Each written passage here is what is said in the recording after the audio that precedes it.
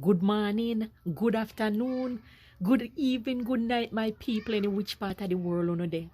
You know, some day I think, and we grew up very respectful back in idea, you know.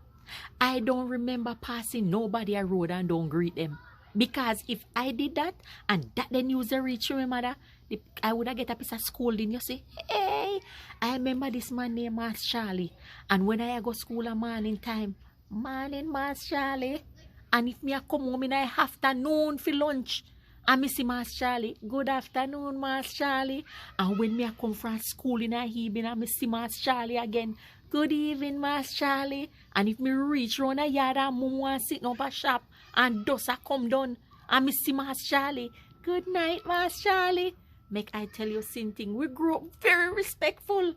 But you know what? Me thank God for how me grow up still. Nowadays, Pitney barely want to say hello, much less good morning. But as my mother always say, manners goes a long way.